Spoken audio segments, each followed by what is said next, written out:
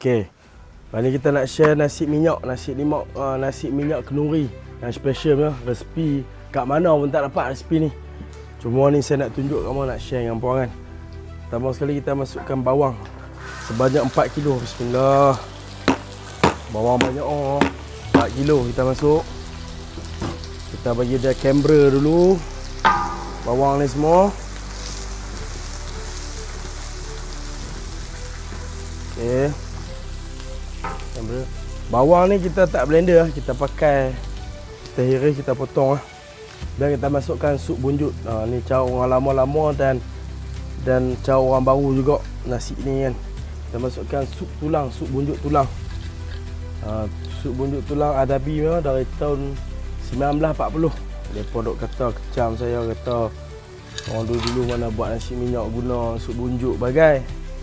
Bunjuk ni cerita bagi dari 1940 ni tak? Hampa pun tak lahir kan. Kita masukkan, kita tomeh dulu daun kerapole ataupun daun kari. Masukkan. Bismillah. Bismillah. Kemudian kita masukkan halia setengah kilo, geng. Nampak ni, kita buat ni nasi ni untuk 30 kilo lah. Untuk 300 orang makan. Bismillah, kita masukkan halia setengah kilo. Bismillah. Masukkan bawang putih setengah kilo. Bismillah. Ni. Tengok.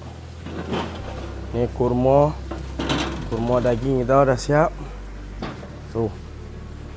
Kurma daging. Lagi makan nasi tu, kurma daging dah siap. Lepas tu, tengok. Tengok. Tu. Ayam banggai tengok tu.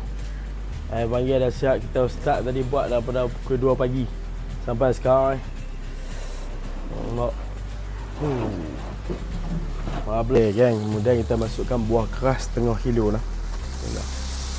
Agak-agak garam setengah kilo. Okey. Kilo.